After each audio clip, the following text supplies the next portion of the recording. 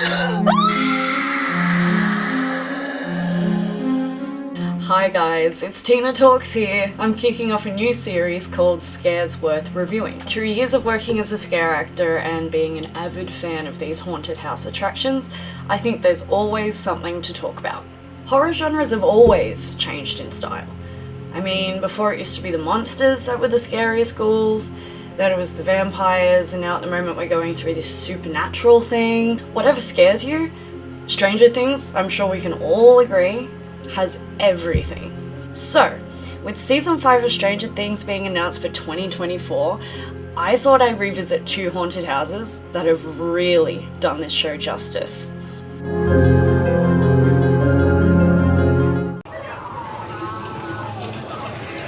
Ooh, stretch wall. I love a good stretch wall. That was cool.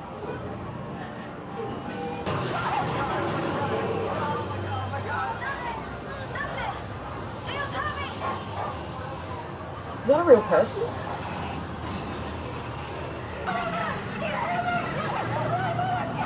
Nice. Using the actual staff for the actors to get like a distraction scare, that's just mwah. So good. Go, go, go!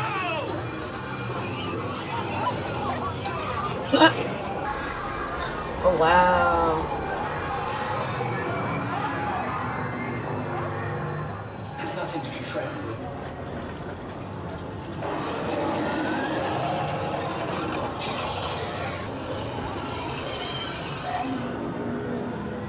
Not bad, not bad.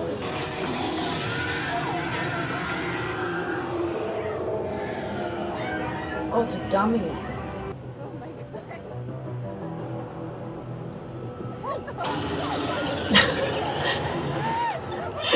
Even I didn't expect that one. It never scares you on video, but like, sometimes it does. It gets you. Alright, I'm impressed. I have heard a lot about this scare maze, or haunted house. Sorry, I'm probably going to say scare maze a lot because I am Australian and that's what we call them. I have heard a lot about this scare maze in the past, and I saw, you know, obviously some of the costumes and the sets and things, but I didn't think it was actually going to work out that well. That was very good. That was very good. Let's talk about it.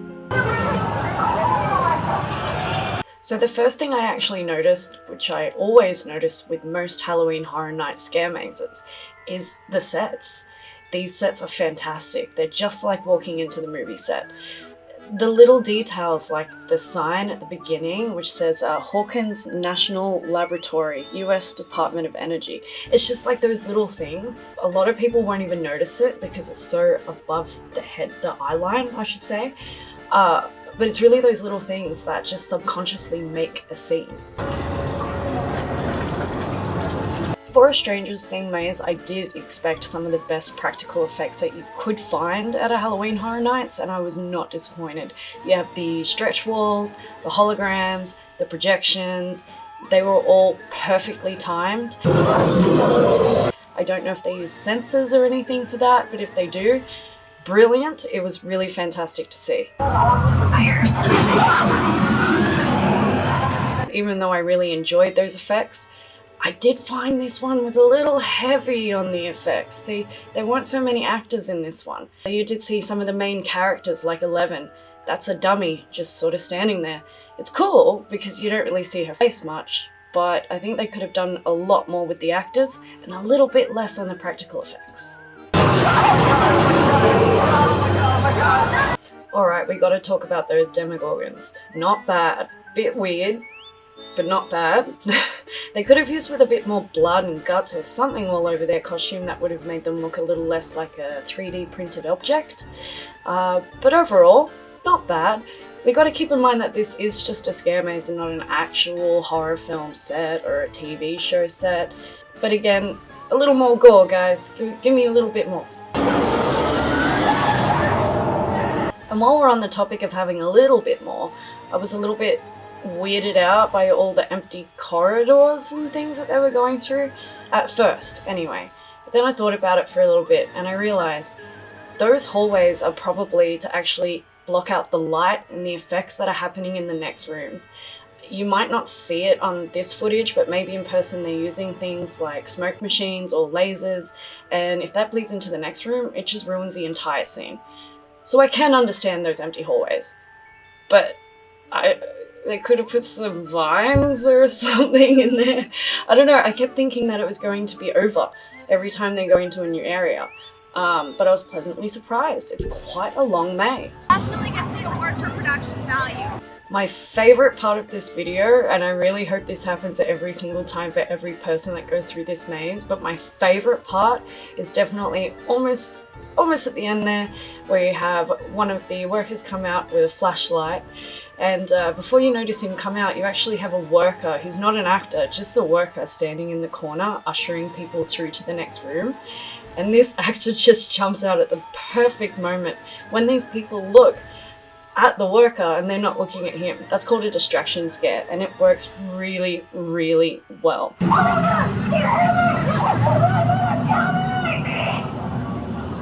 This guy, you can tell, is a seasoned professional. He doesn't need to do anything, just walk out. It was fantastic. I hope he does that every single time. Well, hoped. This is a video from 2018. And with saying that, we're going to move on to the next one, which was just released in 2022. It is vastly different, and it's based off the season 4 of Stranger Things. Oh, he looks good.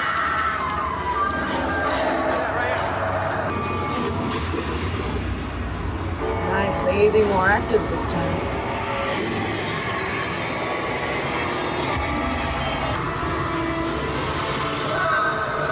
Oh, that's good. That's what I mean, using those practical effects, but not too much, not too much.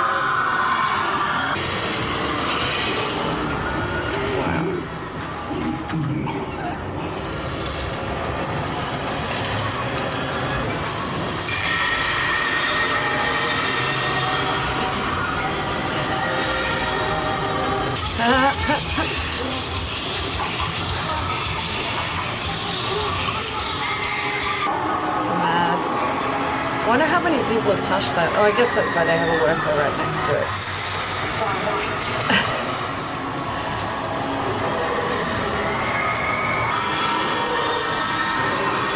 Did not see that. Oh, there's that Demogorgon again. Fun. That one's fun. They've got a lot more actors than the first one.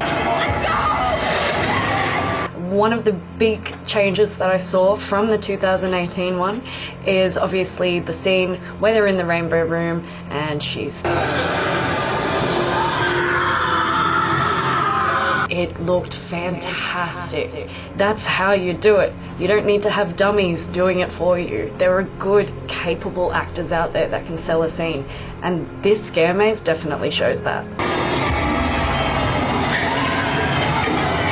And how cool is that bit when they're on top of the caravan? Those actors, they look exactly like the TV show. That made me very happy. I noticed in one of the rooms that Vecna was standing in, with the lighting and the effects and of course the set around him, it all came together really well. I think that with this scare maze, they were very lucky that season 4 turned out the way it did, because it is a very visual season and they were able to kind of go a little bit crazy in these sets. I also had to have a laugh at the Vecna that came out of the wall that had a very, I don't know, droopy finger. I don't know if that's the costume or he was doing that on purpose, but yeah. The last thing I'm just going to quickly talk to you guys about is the sound design. You have to listen to this.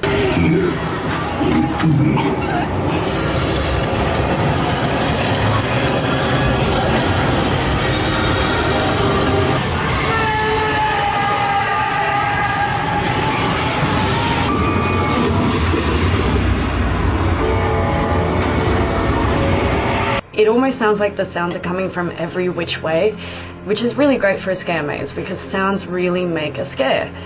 In one of the particular moments in the 2018 video, it's almost like it swims around you as you go into the next scene.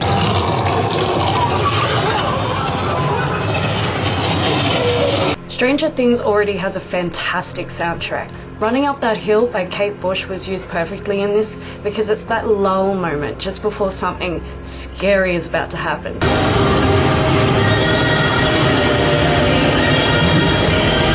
It's perfectly placed.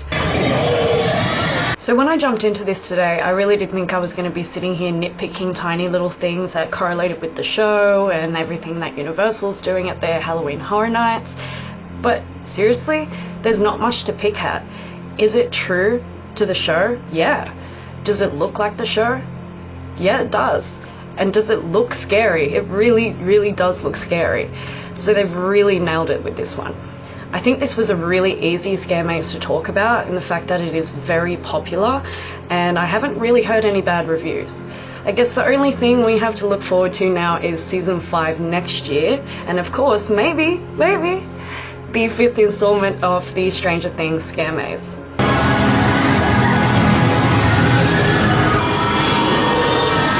If there's one thing that I'm looking for in this series, it's scare mazes that stay true to the original. With that said, I'm always open to suggestions, so if you guys know of any scare mazes that you really enjoyed that are based off any popular TV shows or movies, let me know, comment down below, send me a message, whatever you like. You can find me on Instagram as well, at Tina Lynn Official, I believe. No, it's Tina Lynn Actor now. Apparently I'm an actor.